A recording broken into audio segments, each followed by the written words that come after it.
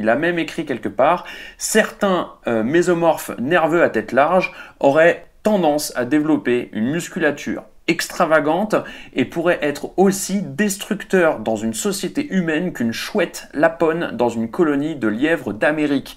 Ce qu'on peut lire par là déjà, ce qu'on peut comprendre par là, c'est qu'il a un souci avec les animaux, ce type. Il y a des animaux partout dans son histoire. Hello tout le monde, c'est Julie et Franck. Salut.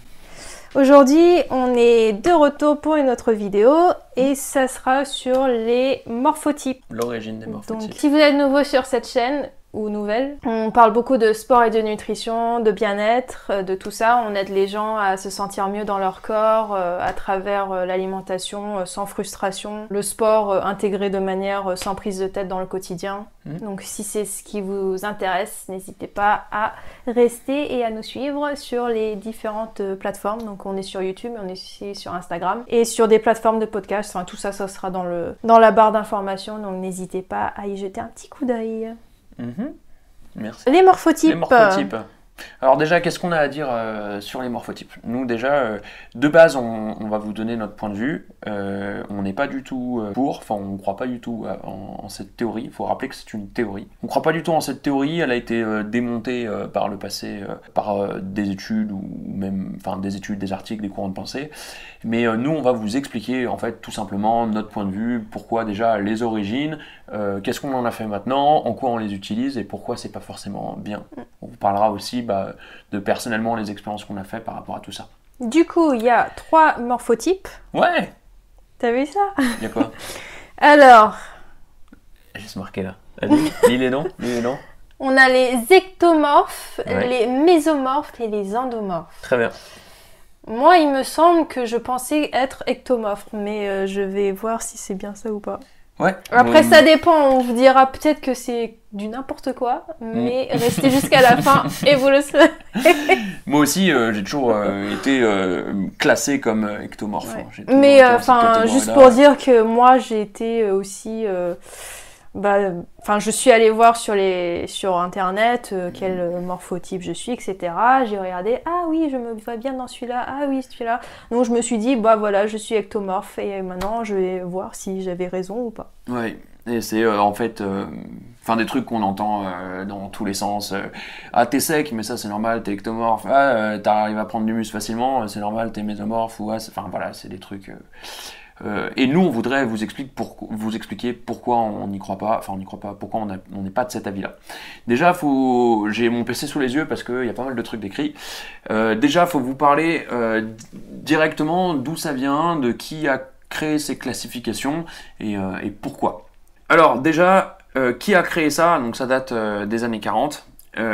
C'est un psychologue du nom de William Herbert Sheldon, psychologue de Columbia, qui a élaboré, donc c'est ce qu'on appelle une taxonomie, donc c'est le principe de créer des classifications pour une espèce. Il a créé une taxonomie du genre humain après l'observation de jeunes délinquants. Donc déjà, la première chose à souligner, c'est qu'à la base, ça n'a strictement rien à voir avec le fitness. Strictement rien. À la base, qu'est-ce qui s'est passé? Il a essayé, il s'est dit peut-être qu'on peut réussir à créer des liens entre l'aspect physique, entre la psychologie et entre les crimes et les délits qui sont effectués par les gens. Et en plus de ça, il a juste regardé les jeunes, non? C'est ce que tu dis là? Là, il disait que c'était des jeunes. Après, j'ai pas plus d'informations sur les catégories d'âge, etc. Mais je vais vous lire exactement, en gros, son travail, qu'est-ce qu'il en est ressorti, et un petit peu son courant de pensée.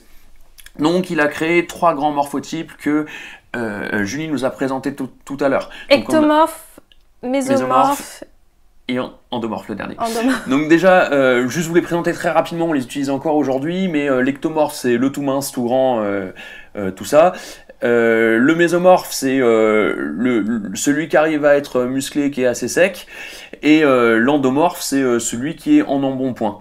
Et en fait à chacun il leur a donné aussi des traits de caractère, genre l'ectomorphe serait plutôt l'intelligence, le mésomorphe l'agressivité et l'endomorphe la sociabilité. Donc déjà juste je vous donne ça, alors on se dit ah tiens, il y a peut-être une notion de bullshit dans l'histoire. Sheldon subdivisa ensuite ces grands ensembles en 88 sous-types empruntant leur nom aux animaux, tels le héron, tel le renard ou le coyote. Le coyote, c'est aussi ce qu'ils appelaient le type Jésus-Christ. Donc c'est le type de physique de Jésus. Enfin voilà. Enfin, il conclut que les mésomorphes à visage large étaient les plus enclins au crime. Il a même écrit quelque part, certains mésomorphes nerveux à tête large auraient tendance à développer une musculature extravagante et pourrait être aussi destructeur dans une société humaine qu'une chouette lapone dans une colonie de lièvres d'Amérique. Ce qu'on peut lire par là déjà, ce qu'on peut comprendre par là, c'est qu'il a un souci avec les animaux, ce type. Il y a des animaux partout dans son histoire. Enfin bon, donc en gros, il a créé trois grandes familles avec 88 sous-familles. Il a essayé de créer un lien logique entre les traits de caractère. Lui, il est comme ça, donc il devrait avoir un caractère comme ça, donc il va créer ce genre de choses. Et par exemple, l'ectomorphe, trait de caractère principal avec soi-disant l'intelligence, qui est aussi la timidité. Timidité, tout de suite, il y a pas mal d'ectomorphes, personnes qui se référençaient comme ectomorphes qui vont regarder cette vidéo, qui disent quoi, timide, moi c'était mon cas, timidité, non, je suis pas spécialement timide. Et donc ça a attendu très tard, hein, j'ai pas l'année exacte, mais ça a attendu très tard pour commencer à être récupéré par le monde du fitness, qui s'est dit, tiens, une explication révolutionnaire, un truc miracle qui peut expliquer pourquoi t'arrives pas à prendre des bras ou pourquoi t'as du bidon, c'est les morphotypes.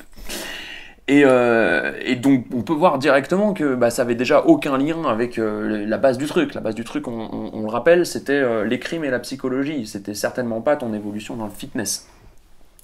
Et en fait, avec le temps, on se rend compte que notre physique est bien plus due à notre passé et nos expériences qu'à notre génétique. Parce que ce qui était sous-entendu dans les morphotypes par Herbert Sheldon, là, ce qui était sous-entendu, c'était que c'était quelque chose de naissance et que ça se passait à l'état fœtal, en fait, qu'on obtenait notre morphotype. Et nous, en fait, on se rend compte avec le temps que non, ça a bien plus un lien direct avec ton passé plutôt qu'avec ta génétique. Même les personnes, vous allez me dire très facilement, regarde, lui, il est en surpoids, regarde, ses deux parents sont en surpoids, enfin, c'est génétique, quoi. Oui, non, peut-être qu'il a un certain terrain à certains endroits, mais non, c'est bien plus de l'expérience et du passé, c'est-à-dire que ses parents, s'ils sont en embonpoint, c'est sûrement qu'il y a des soucis en termes d'hygiène de vie, de sport qui est fait, ou d'alimentation, et bien sûr il a été éduqué dans ce milieu-là, bien sûr il a baigné dans ce milieu-là, donc c'est aussi ses valeurs, c'est ce qu'il a pris lui aussi, et il les répète dans son quotidien à lui aussi, et donc ça recrée le même schéma, et en fait on se rend compte vraiment avec le temps que non, il n'y a pas de lien logique là-dessus, il n'y a pas de lien physiologique vraiment, et c'est surtout de l'expérience. On peut tous trouver quelque part dans notre entourage un fils de quelqu'un qui n'a strictement rien à voir avec cette personne, un fils de quelqu'un qui était très en surpoids, qui est tout maigre, ou un fils de tout maigre qui est très musclé, ou ce genre de choses, parce que ce sont des gens qui sont même pas posé la question en fait c'était génétique ou pas, qu'on fait leur travail, et voilà, ça a donné quelque chose d'autre. Donc en fait ce qu'on voulait dire par là, c'est que faut pas s'arrêter là à ça, faut vraiment même pas l'utiliser du tout, parce que déjà à la base c'est bullshité, c'est basé sur rien du tout, et en plus ça vous apportera que de la tristesse, de la négativité, vous allez vous dire que c'est quelque chose de fatal, vous n'y pouvez rien, et c'est comme ça, et vous changerez jamais, alors que non, n'importe quoi. Nous on pourrait vous parler d'expériences personnelles, de ce que tu m'as fait manger. Oui, alors en gros, pendant le premier confinement, Franck il s'est dit, c'est l'occasion, on va prendre du poids. Fatou Fati, je me suis dit. Fatou Fati. Donc du coup, comme moi, je m'occupais de tout ce qui était cuisine, alimentation. J'ai fait en sorte que mon Fatou Fati prenne du poids. Et il a pris quasiment 10 kilos, non ? Ouais. Et en gros, il avait eu du mal pendant un certain moment. J'ai jamais réussi à prendre du poids vraiment dans ma vie. J'ai toujours eu énormément de mal. Ça a été une anxiété énorme. Des régimes farfelus pour prendre plus de masse, etc. Ouais, en plus de ça, c'était pas... ce que j'avais fait, c'était pas quelque chose de miraculeux non plus. C'était juste... faire en sorte qu'ils ne se sentent pas gavés de nourriture et que ça soit le mieux assimilé possible, digéré possible. Et il a pris 10 kilos pendant ce confinement. Ouais, j'ai pris 3 kilos par mois en gros. Ouais. Mais ce qu'on veut dire par là aussi, En fait, ce qui a été apporté pendant ce confinement, il y a déjà eu un gros travail à la base de Julie de fait sur moi parce que j'avais des genres d'intolérance alimentaire, j'ai des gros soucis de digestion. Et déjà, elle a réussi avec le temps à régler ces soucis-là et après à apporter les apports nécessaires parce qu'avec des soucis de digestion, on n'assimile pas forcément les mêmes choses comme les autres, quoi. Oui, il faut d'abord s'attaquer aussi à un problème avant de s'attaquer à un autre, enfin, step by step, quoi. Donc il y a eu tout ça de mis en place et puis à côté de ça aussi, confinement veut dire pas la même activité. Et donc là, j'ai pu régler toute la partie dépenses. C'est-à-dire que, par exemple, on n'y pense jamais, mais qu'est-ce qui impacte énormément j'avais noté, je crois, quelque part. Voilà, sport, activité, éducation alimentaire et stress. Et ça, c'est très important. Activité et stress. Moi, je suis quelqu'un, même si je le ressens pas forcément tous les jours, je suis quelqu'un de très stressé. Et rien que la vie active, le travail, Paris, etc., les déplacements, la moto, c'est des choses qui me stressent énormément. Et du coup, ça n'a pas le même impact sur mon corps. Et quand je suis stressé, je brûle beaucoup plus. Et au-delà de ça, les activités aussi. Mon métier, c'est coach. Je donne des cours. Je bouge toute la journée. Je vais voir plein de gens. Je me lève tôt, je me couche tard. Ces choses, tu me les enlèves tout de suite. J'ai pas les mêmes dépenses. Et donc, le tout le mélanger, là, clairement, si on regardait mon morphotype à la sortie de ce confinement, on se dirait, c'est un mésomorphe. Voire on sent qu'il peut prendre facilement mésomorphe limite qui peut être endomorphe, alors que toute ma vie on m'a dit t'es grand tout queue, t'es le spaghetti, tout ce qui va avec, c'était complètement le contraire. Et en l'espace de 4 mois on peut changer soi-disant de morphotype et changer complètement de manière d'assimiler les choses, enfin bref. Donc, après l'objectif de ce confinement, c'était justement de prendre du poids, mais on pouvait aussi complètement s'adapter pour qu'il maintienne son poids ou qu'il diminue son poids. Tout avec l'alimentation. Les seules difficultés, ça a été la reprise du travail derrière, parce que du coup, beaucoup de dépenses, et donc pour stabiliser un poids comme ça. Et surtout que si j'avais pris tout ce poids-là, c'est que moi j'étais dans un objectif de prise de force. Et sorti de ce confinement-là, justement, j'avais pris tout ce poids pour voir l'impact que ça avait sur ma force. Sauf que sorti de confinement, je me suis blessé direct. Et donc, dans ma tête, aucun intérêt d'être lourd pour pas être fort. Donc, j'ai décidé de reperdre un petit peu de poids. Je suis redescendu sur un poids équilibré entre 80 et 84 kilos au quotidien, quoi. Mais à savoir que dans ma vie, avant, les nombres de fois où j'avais dépassé les 80 kilos, je les comptais sur une main, quoi. Enfin, voilà. Donc, on a essayé par là de vous expliquer un petit peu l'origine du mot pour que vous preniez parti. Derrière, on vous a expliqué aussi là où on en est, ce qu'on en sait de tout ça. Et puis, on vous a, par le biais d'une petite storytelling, on vous a expliqué en quoi, même par expérience, on a pu montrer que non, fallait pas s'attarder là-dessus, fallait pas se prendre la tête avec ça, quoi. Ah mince, alors je suis plus du tout ectomorphe. Moi j'y pensais, parce que du coup, il y avait quoi? Il y avait intellectuel, il y avait anxieuse, il est timide. Non, j'ai pas compris ta blague. C'est parce que t'es pas intellectuel? Mais t'es intellectuel, toi.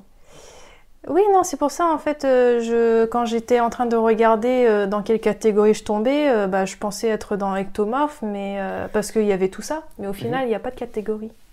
Mais ça m'aurait arrangé de rester dans ectomorphe. Ah oui, mais tu es ectomorphe, ma chérie. Tu as le visage osseux, tu es maigre. C'est horrible comme... Est-ce que tu es en train de dire que je suis grosse? Voilà. Je pense que on pourra couper tout ça. Non, mais du coup, tu couperas tout ce que je viens de dire là-bas. Bon, on aura espéré que ce sera... Fou là-bas. Yes, parfait. Bon, on espère que tout ça, ça vous a plu et que vous avez appris quelque chose. Ouais, n'hésitez pas, si vous connaissez des gens qui croient dur comme fer à ce genre de morphotype et qui ne se sont jamais posé la question de leurs origines et de leurs réels aspects, n'hésitez pas à leur en parler, n'hésitez pas à leur montrer cette vidéo, ça pourra peut-être les aider. Et puis sinon, nous... On vous dit à la prochaine. On vous dit à la prochaine. Salut.